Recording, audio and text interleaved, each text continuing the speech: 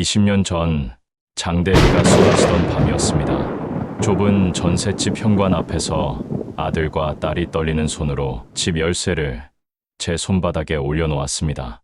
아버지, 이제 우리 인생에서 연극 말고 우리가 먼저였어야 했습니다.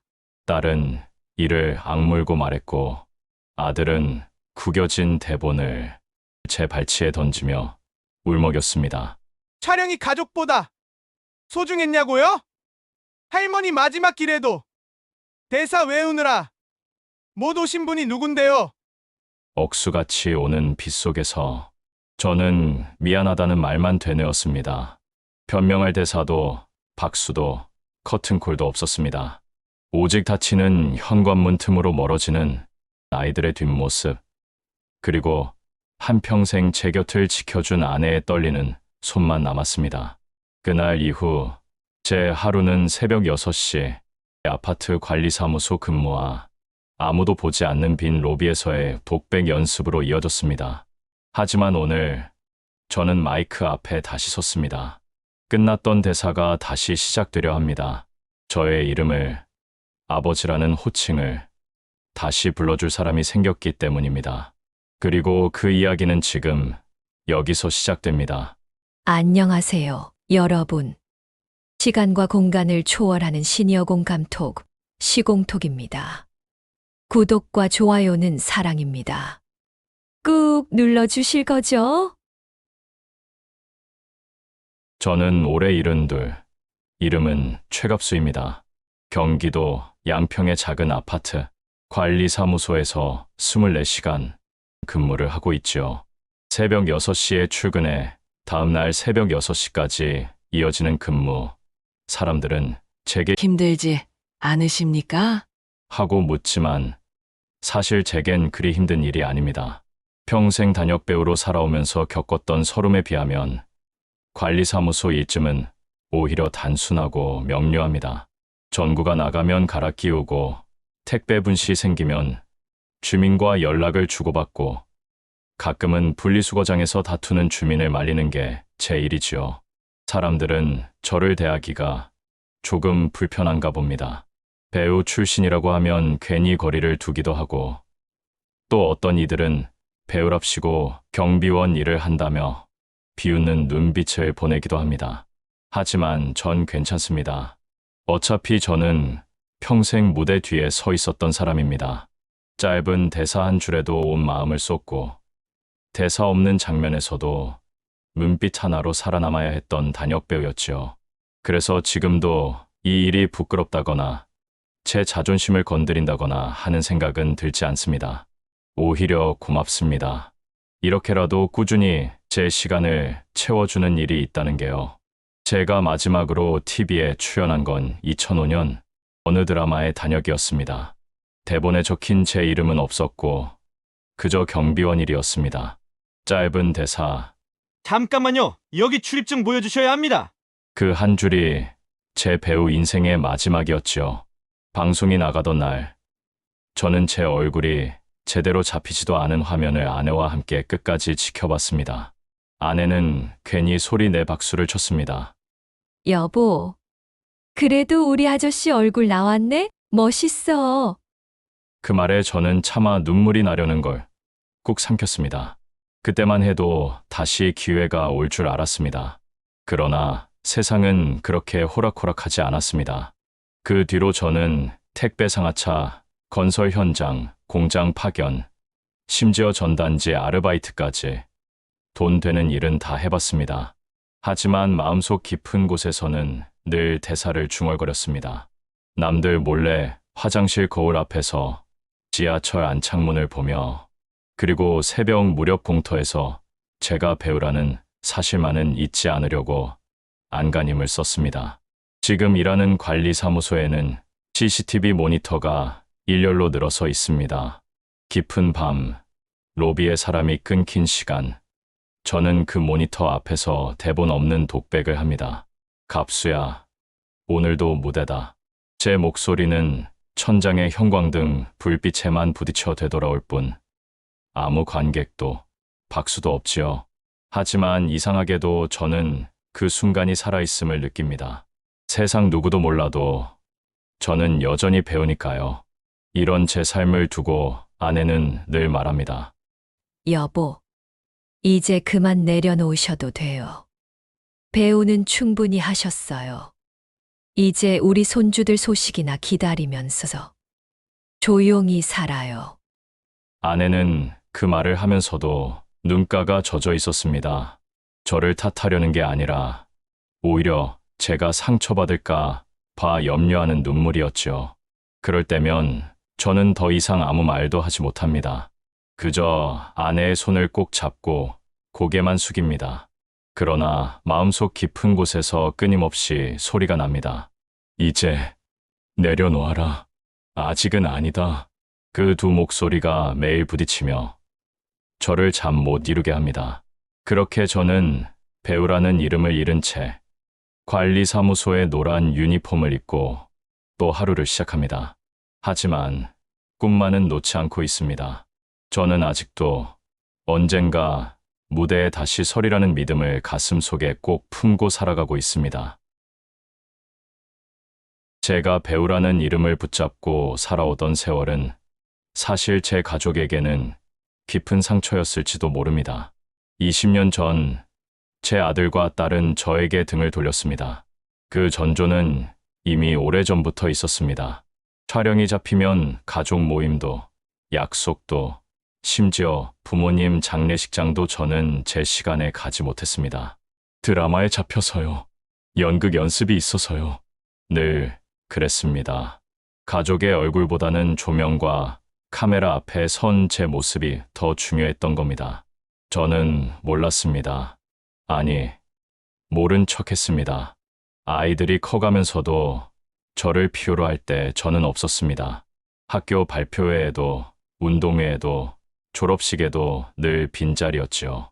아내 혼자 두 아이를 챙겼고, 아이들은 점점 커가면서 마음속에 우리 집에는 아버지가 없다는 상처를 쌓아 올렸습니다. 결정적인 날은 어머니, 그러니까 제 아이들에겐 할머니의 임종이었습니다.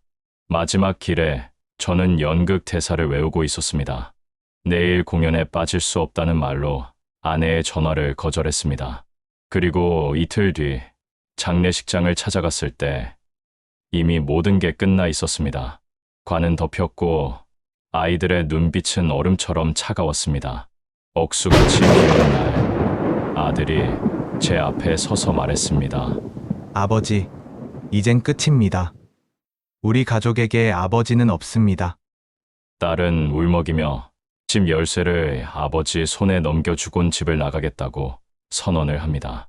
평생 그 대사가 가족보다 소중했냐고요. 이제 그거랑 같이 사세요. 그날 이후 아이들은 제게 연락을 끊었습니다. 전화번호도 주소도 심지어 제사 같은 가족 행사도 저에게는 알려주지 않았습니다. 저는 아버지로서, 가장으로서 완전히 지워진 사람이 되고 말았습니다. 그 세월이 벌써 20해가 되어갑니다. 아내가 아니었다면 저는 진작에 무너졌을 겁니다. 아이들과 절연된 뒤에도 아내는 단 한 번도 저를 원망하지 않았습니다. 오히려 여보, 다 당신이 잘해보려고 했던 거잖아요. 시간이 지나면 아이들도 이해할 거예요. 하며 제 어깨를 다독였습니다. 제가 밤마다 관리사무소 로비에서 독백을 연습할 때면 아내는 집 창문을 열고 제 목소리를 들으며 혼자 미소 짓곤 했습니다. 여보, 아직도 목소리가 힘있네. 그거면 됐어요. 하지만 저는 압니다. 아내의 웃음 뒤에 얼마나 많은 눈물이 숨어 있는지. 아이들 생일, 손주 돌잔치에 명절 모두 소식을 알지 못해 혼자 앉아 국을 끓이며 허공에 숟가락을 놓던 아내의 어깨를 저는 잊을 수가 없습니다. 저는 배우라는 이름에 매달리느라 한 여자의 청춘을 다 써버린 죄인입니다. 아내의 눈물이 제 평생의 빚입니다. 그래서 지금도 저는 관리사무소 의자에 앉아 있으면 속으로 다짐합니다. 내가 무대에 다시 서게 된다면 그건 오직 아내를 위해서다. 나를 위해서가 아니다. 그 다짐이 오늘도 저를 버티게 하는 힘입니다. 서서히 지쳐만 갔습니다. 이제 내 나이도 70이 넘었네요. 이제 무대에 선다는 꿈은 접어야 할 때인가 생각이 들었어요. 사람이 늙어가면서 가장 그리워지는 건 결국 어린 시절이 아닐까 싶습니다. 제게도 그런 때가 찾아왔습니다. 작년 여름이었지요. 우연히 옛 동료 태삼이 형에게서 전화가 걸려왔습니다. 갑수야, 우리 한번 무대에 다시 서보자. 작은 극단에서 소풍이라는 연극을 준비하는데 나랑 너 같은 노배우들이 꼭 필요하대. 처음엔 웃어넘기려 했습니다. 형, 이제 나이 70이 넘었어. 무슨 무대야 무대는. 난 관리사무소 지킴이에 불과해. 그런데 태삼이 형은 단호했습니다. 그런 내가 무대에 서야지. 그게 더 진짜 같을 테니까. 그 한마디에 제 가슴이 오래 잠들어 있던 북소리처럼 쿵쿵 울리기 시작했습니다. 연극의 제목은 소풍. 이야기는 간단했습니다. 50년 만에 고향을 찾아간 노인이 잊고 있던 17살의 추억을 마주하는 여정, 어린 시절 친구들과의 우정, 첫사랑과의 재회, 그리고 마지막일지도 모르는 소풍을 떠나는 이야기였습니다.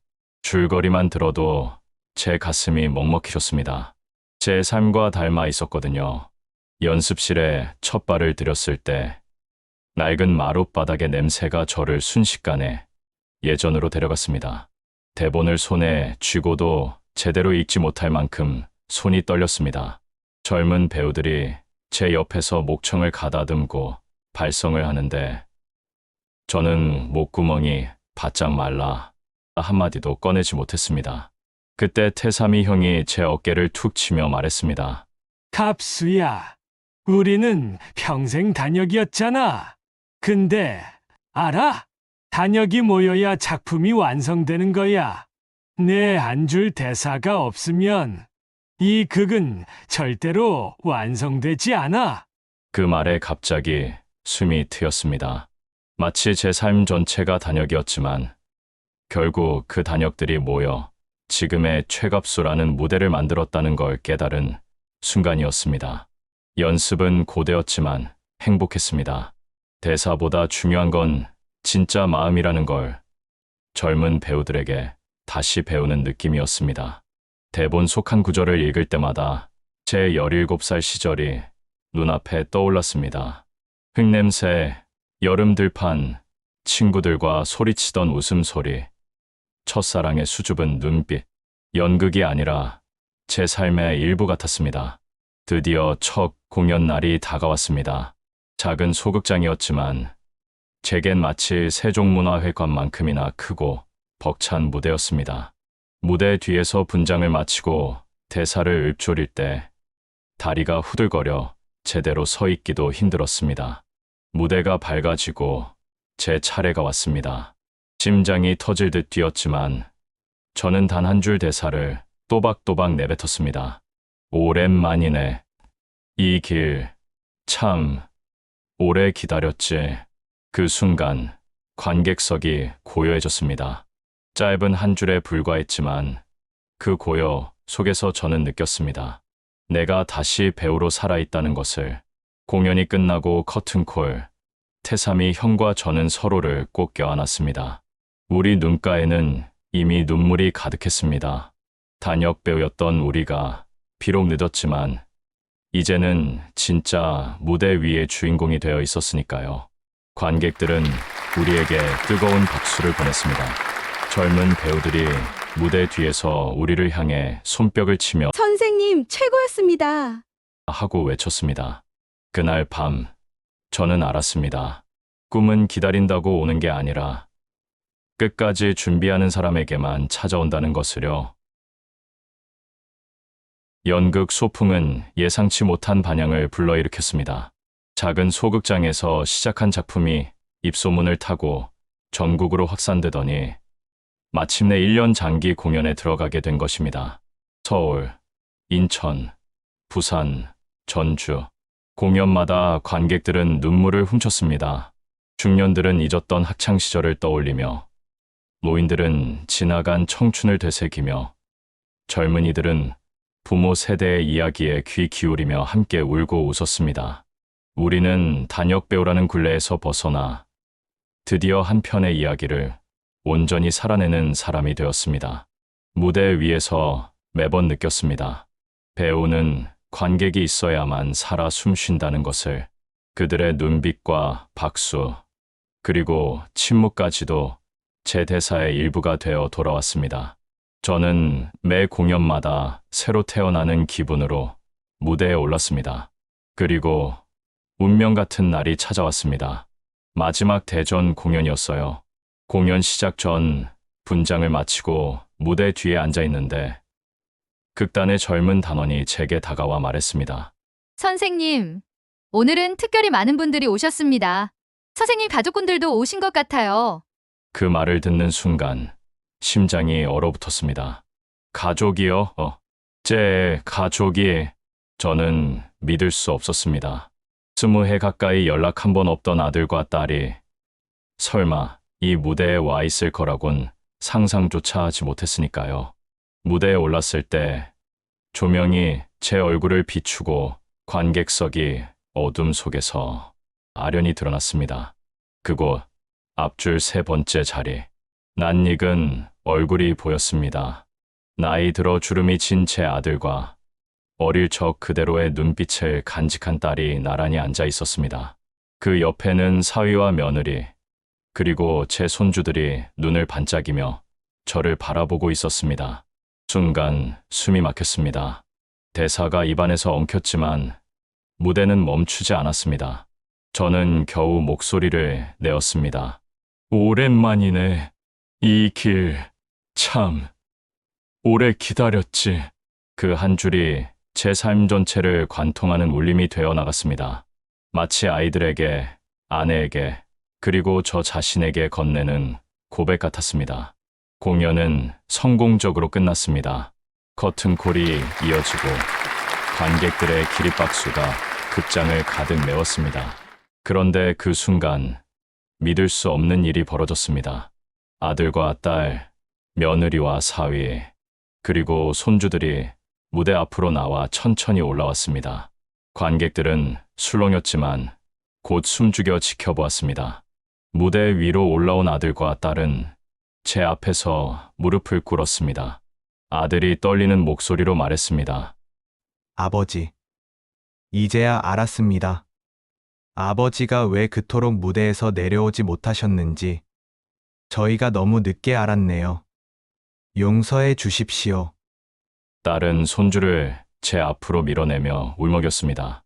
아버지, 이 아이에게만은 할아버지의 꿈을, 진짜 모습을 보여주고 싶었습니다. 우리를 용서해 주세요. 그 순간 제 눈에서는 참았던 눈물이 터져 나왔습니다. 무릎 꿇은 아이들을 일으켜 세우며 저는 말했습니다. 미안하다. 아버지가 너무 미안하다.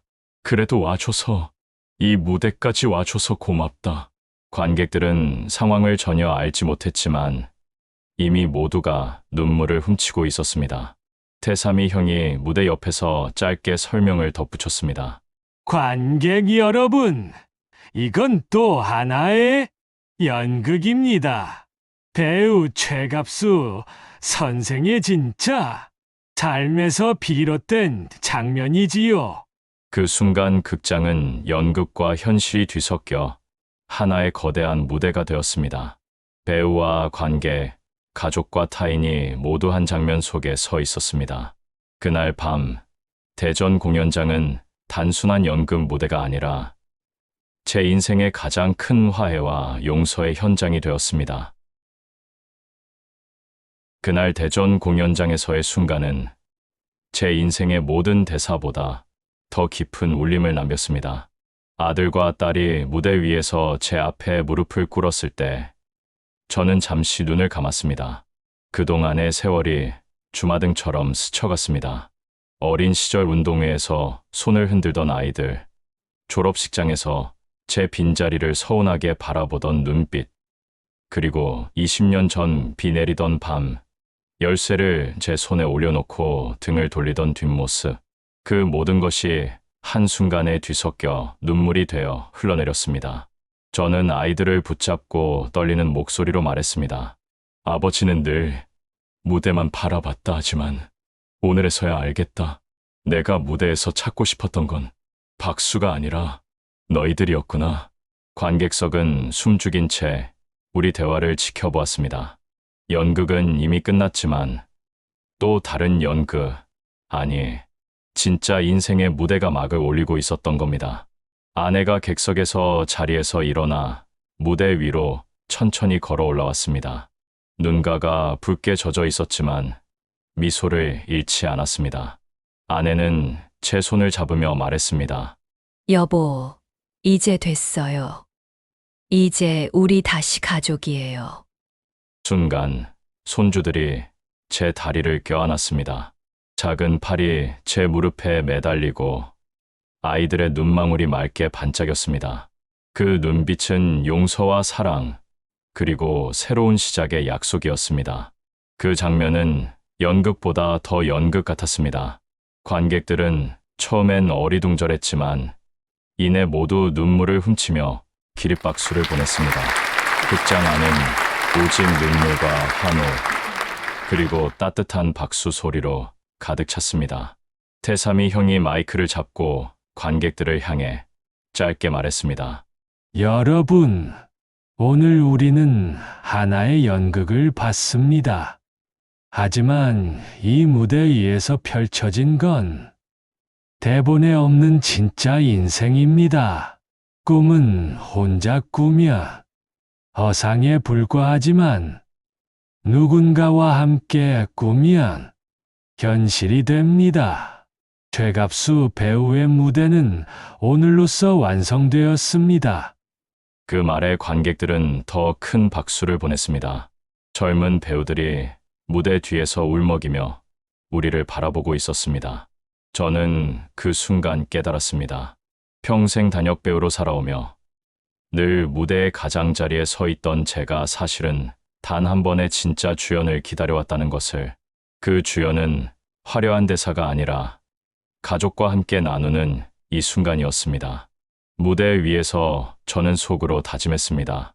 이제 남은 생은 무대가 아니라 가정에서 아버지로서, 할아버지로서 내 대사를 이어가야 한다. 그날 밤, 극장은 단순한 공연장이 아니라 제 인생의 성전이 되었습니다. 화해와 용서, 꿈과 사랑이 하나로 뒤섞여 모든 이의 가슴을 울린 무대. 그것이 바로 제가 평생 찾아 헤매던 진짜 소풍이었습니다. 대전 공연이 끝난 그날 이후 제 삶은 완전히 달라졌습니다.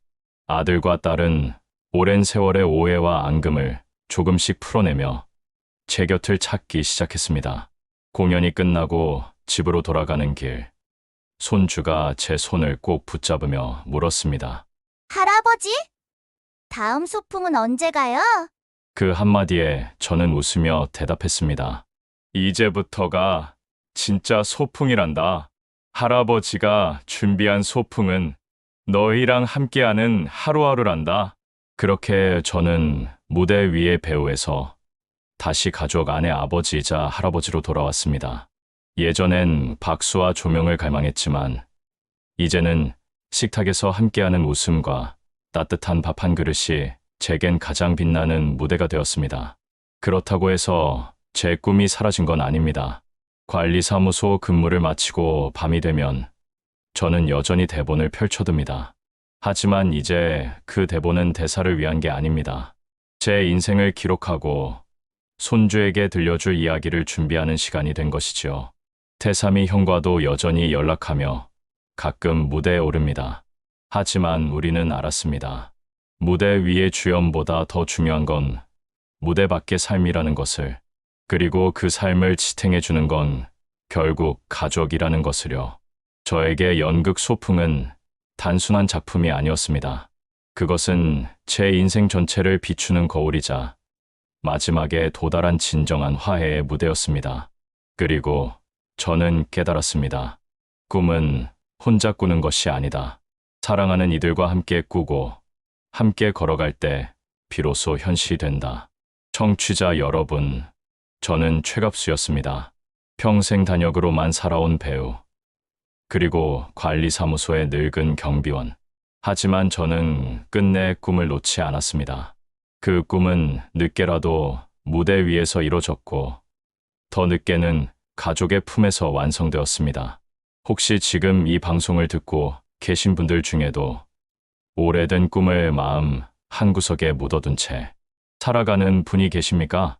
아니면 가족과의 갈등 때문에 마음 한켠이 무겁진 않으십니까? 저는 감히 말씀드리고 싶습니다. 꿈은 절대로 늦지 않습니다. 그리고 화해 역시 늦지 않습니다. 중요한 건 준비하고 기다리는 마음입니다. 저의 인생은 단역 같았지만 결국 마지막에는 가장 빛나는 주연의 자리를 선물 받았습니다. 그리고 여러분의 인생 역시 아직 쓰이지 않은 장면이 남아 있습니다. 오늘 누군가에게 용서를 구해 보십시오. 그리고 오래 묵혀둔 꿈의 대본을 다시 펼쳐보십시오. 어쩌면 그것이 우리 모두에게 남겨진 마지막이자 가장 아름다운 소풍일지도 모릅니다. 저는 이제 무대의 막을 내리고 가족과 함께 새로운 소풍을 떠나려 합니다. 청취자 여러분의 내일 또한 따뜻한 햇살과 함께하는 소풍길이 되기를 진심으로 기도합니다. 감사합니다.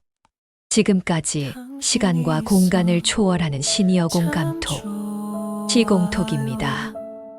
여러분의 소중한 구독과 좋아요는 영상을 제작하는데 큰 힘이 됩니다.